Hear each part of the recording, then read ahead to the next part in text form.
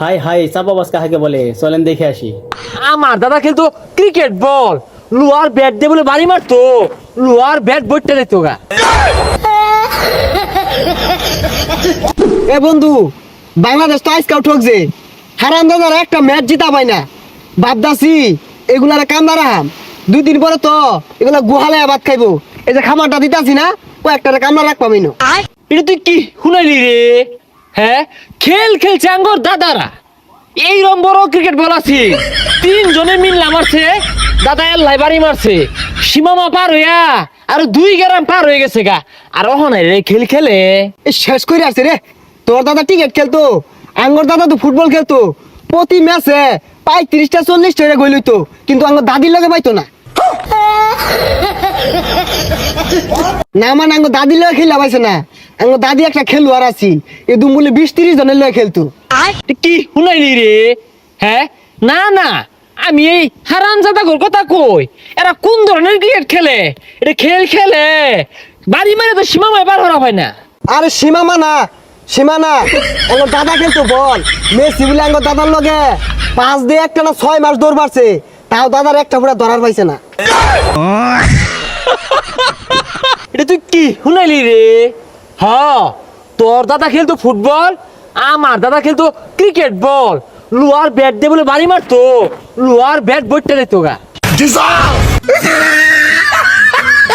কি কস? তোর দাদা এদুম প্লেয়ার আছিল, আঙ্গর দাদাও বেড়া খেলোয়াড় আছিল। একবার আর শট মারছে বল মাঝে, বল যায় স্টেডিয়ামের গ্যালারি ভাঙ্গি আসছে। হ্যাঁ, তাহলে তোর দাদা তোর দাদির লগে পাইলো নাকি?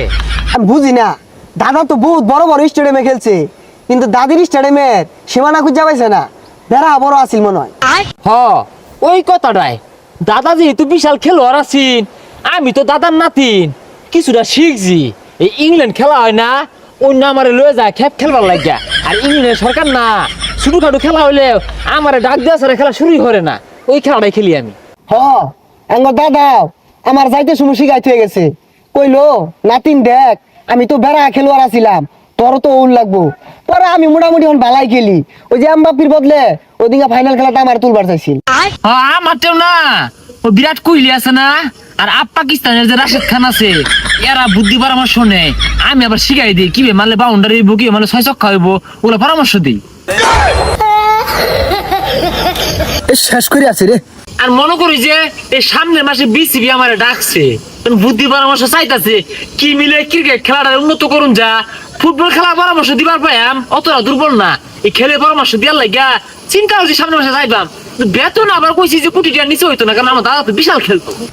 কি রে, তুই জীবনে ব্যাটা তো নিছিলি, আর যে বড় বড় গপ পড়তাছস, মাথা তো নষ্ট হয়ে গেল। আরে আমি না, আঙ্গর দাদা বিশাল খেলতো না রে। আমি তো জানতাম তোর দাদা চেরাতে বসিতে মাছ মারতো। ও, তোর দাদা মাছ মারতো? আঙ্গর দাদা আছিল খেলোয়াড়, ইংল্যান্ডে কয়েকদিন বরাবরই খেলতো, লিগে ডাকতো ইংল্যান্ডের। এই তোর দাদা না বাড়ি বাড়ি ঘুরে ফিরার মধ্যে বয়া চুল কাটতো মাইসের, নাফিত না আছিল তোর দাদা? তোর দাদা খেলো আর কোন দিনের আছিল রে? ও, তোর দাদা চুলা লাগাইতো। তুই অত বেড়া আসাপসি মারলি, তোর দাদা বলে লুহার ব্যাট দিয়ে গেল, লুহার ব্যাট বলে ভাঙিয়ে গেত। এই তোর বংশের মধ্যে কেউ টিকার বলা তো নিছে, আর ইনো বড় বড় গপ্প রস গাইতে যা। এই তোর দাদা জীবন এই রাখে তো খেললা দেখছে, আর বড় বড় গপ্প মারাইতেছ, যাইতে যা। বন্ধু, এগুলো বলতো না, আমরা যাই গিয়া। না, এগুলো লাগে আঙ্গুর বন্ধু না। হ্যাঁ, আমরা যে খেল খেলছি আমার দাদারাও খেলছে, আমরা না বাংলাদেশ ক্রিকেট খেলা ফুটবল খেলা পরিবর্তন ঘটাইবা। হ্যাঁ, আমার দাদা আছিল খেলোয়াড়।